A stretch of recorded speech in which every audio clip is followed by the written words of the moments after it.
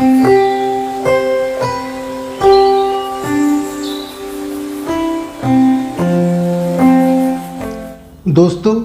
आप देख रहे हैं गैलेक्सी यूट्यूब चैनल पर आपके डॉक्टर की सलाह कार्यक्रम और मैं हूं डॉक्टर RC अग्रवाल। आज हम चर्चा करेंगे एपिलेप्सी के ट्रीटमेंट के विषय में। एपिलेप्सी के ट्रीटमेंट में केवल दवाई ही इम्पॉर्टेंट नहीं है, बल्कि और भी कई चीज़ें इम्पॉर्टेंट हैं। जैसे कि नंबर 1, एपिलेप्सी में हमें ये भी जानना चाहिए कि एपिलेप्सी का कारण क्या है और उसका हमें निदान करना चाहिए। उदाहरण के तौर पर अगर एपिलेप्सी किसी इन्फेक्शन की वजह से है तो उस इन्फेक्शन को ट्रीट करना चाहिए। अगर एपिलेप्सी किसी ट्यूमर की वजह से है तो उस ट्यूमर को ट्रीट करना चाहिए। एपिलेप्सी किसी मेटाबॉलिक डिसऑर्डर की वजह से है तो उसको हमें ट्रीट करना चाहिए।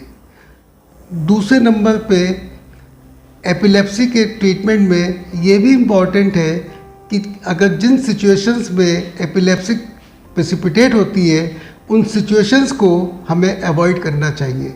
जैसे कि बहुत देर तक भूखे रहना, बहुत देर तक रात तक जागना, बहुत ज़्यादा फिजिकल एक्सर्शन, बहुत ज़्यादा मेंटल एक्सर्शन, कुछ एक औषधियाँ, एल्कोहल का सेवन और एल्कोहल का विड्रॉवल, जिन चीज़ों से एपिलेप्टिक फिट प्रेसिपिटेट हो सकता है वो चीज़ अवॉइड करनी चाहिए। तीसरा अहम मुद्दा है कि एपिलेप्सी के ट्रीटमेंट में शुरू में रेस्ट्रिक्शंस लगाए जाते हैं जब तक कि एपिलेप्टिक फिट बहुत बढ़िया तरीके से कंट्रोल ना हो।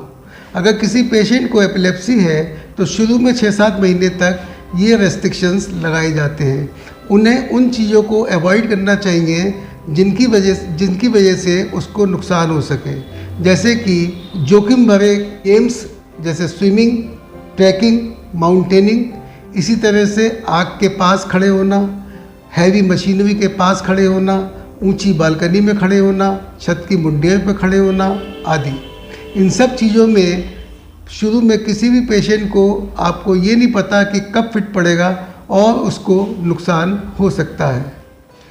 चौथी चीज़ है फिर एपिलेप्सी का दवाई द्वारा इलाज।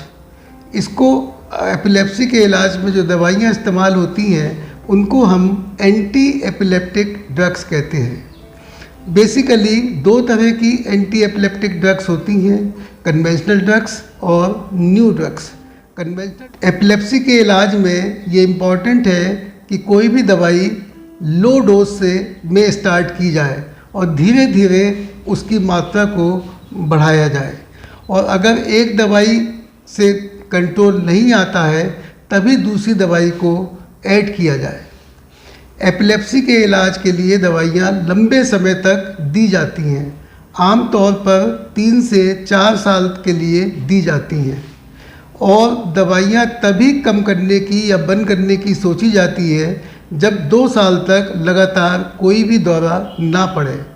उसके बाद भी दवाइयाँ एकदम बंद नहीं की जाती, उनको धीरे धीरे 6 महीने से लेके 12 महीने में बंद किया जाता है, धीरे धीरे उसकी मात्रा को घटाते हुए। एंटी एपिलेप्टिक ट्रीटमेंट से लगभग 50% लोग बिल्कुल ठीक हो जाते हैं।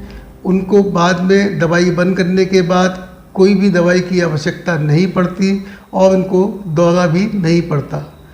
करीब 25% लोगों में दवाई बंद करने के बाद पुनः दौरे पड़ने स्टार्ट हो जाते हैं और उनको दोबारा दवाई की आवश्यकता पड़ती है और वो दवाई पर ही रहते हैं। और 25% लोगों में दवाई के बावजूद भी दौरे पड़ते ही रहते हैं।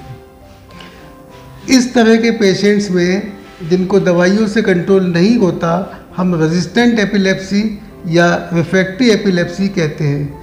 इस तरह के पेशेंट्स में इलाज के लिए और भी आजकल विकल्प है, जैसे कि सर्जरी। इसमें ब्रेन के उस हिस्से को निकाल दिया जाता है जिसकी वजह से दौरे पड़ रहे हैं। दूसरा विकल्प आजकल है वेगस नर्व का स्टिमुलेशन। तो ये है एपिलेप्सी का ट्रीटमेंट के विषय में जानकारी।